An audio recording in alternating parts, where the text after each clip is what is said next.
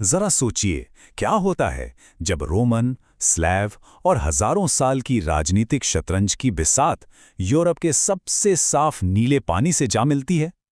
आज हम बात कर रहे हैं एक ऐसे छोटे से देश की जिसे शक्तिशाली ताकतों और जबरदस्त कुदरती नज़ारों ने मिलकर गढ़ा है। तो रोमन, स्लाव और हजारों साल की ये जो सियासी बिसात है, ये सब मिलकर आखिर बनाते क्या हैं? सवाल तो दिलचस्प है और इसका जवाब छिपा है क्रोएशिया की अनोखी कहानी में।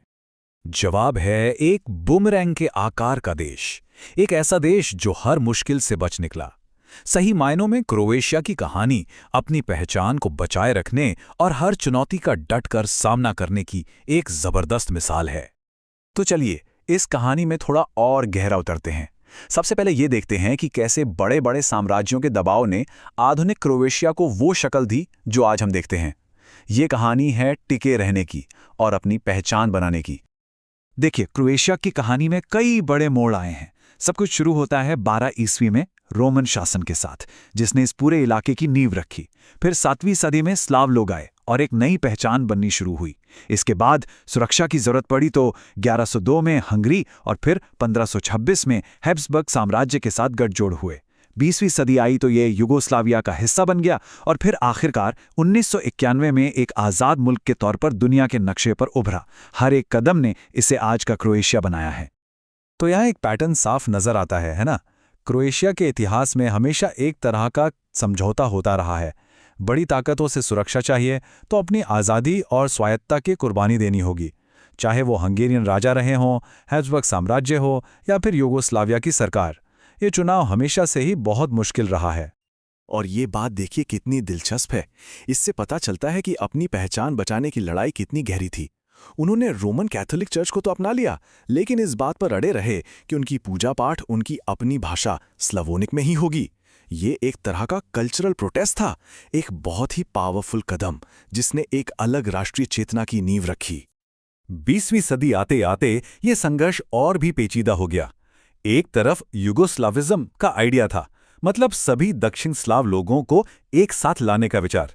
लेकिन दूसरी तरफ 1971 में क्रोएशियन स्प्रिंग जैसे आंदोलन भी हुए, जहां लोगों ने ज्यादा सांस्कृतिक और आर्थिक आजादी की मांग की। हालांकि इन आवाजों को बड़ी बेरहमी से दबा दिया गया था। और फिर इतिहास ने एक बहुत तेज मोड़ लिया। 1980 में टीटो की मौत हुई और युगोस्लाविया का ढांचा बिखरने लगा। 90 के दशक की शुरुआत में आज़ाद चुनाव हुए, आज़ादी का ऐलान हुआ और फिर एक दर्दनाक जंग छिड़ गई।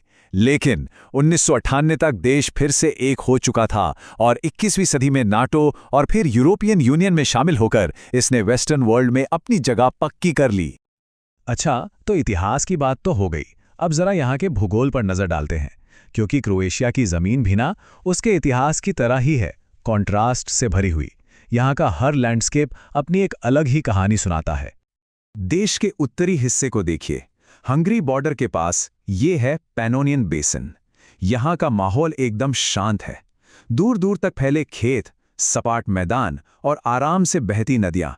सच में एक बहुत ही शांत और सुकून देने वाला इलाका है ये। लेकिन जैसे ही कोई तट की तरफ बढ़ता है, नज़ारा बिल्कुल बदल जाता है। यहाँ खड़ी हैं डिनारिक आल्प्स की विशाल पर्वत श्रृंखलाएं, ऊबड़ खाबड़ चूना पत्थर के पहाड़, गहरी खाइयाँ, अनगिनत गुफाएं और ऐसे नज़ारे जो किसी की भी सांसें थाम दें। और फिर आता है समंदर। सोचकर देखिए, एड्रियाटिक तट पर 1185, जी हाँ 1185 से भी ज्यादा द्वीप और चट्टानें बिखरी पड़ी हैं। ये एक बहुत बड़ा और खूबसूरत आइलैंड ग्रुप है जो क्रोएशिया की समुद्री पहचान का दिल है। लेकिन यहाँ एक बड़ी मजेदार ज्योग्राफिकल पहेली भी है। कभी सोचा है कि डब्रोवनिक शहर जो इतना मशहूर है, वो बाकी क्रोएशिया से फिजिकली कटा हुआ क्यों है? इसका जवाब है न्यूम कॉरिडोर। ये असल में बोस्निया का एक छोटा सा कोस्टल एरिया है जो क्रोएशिया की जमीन को बीच में से काट देता है।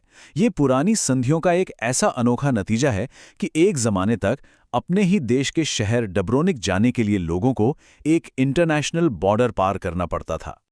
तो ये जो इतिहास और भूगोल है, ये दोनों मिलकर आज के क्रोएशियाई जीवन को कैसे बनाते हैं?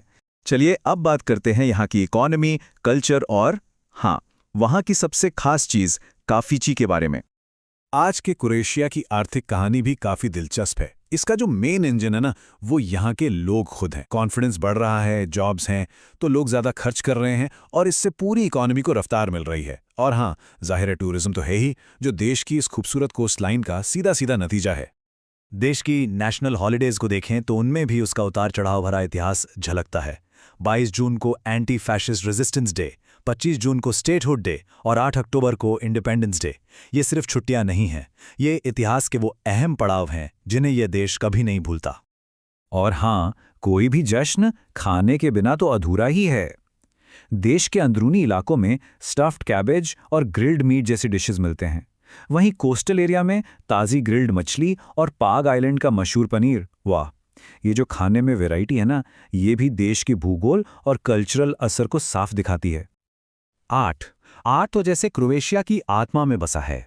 यहाँ के महान मूर्तिकार थे इवान मिस्ट्रोविच। वो इतने कमाल के थे कि खुद ऑगस्ट रोदिन ने, जी हाँ वही ऑगस्ट रोदिन, उन्होंने उन्हें मूर्तिकारों के बीच सबसे बड़ी घटना कहा था।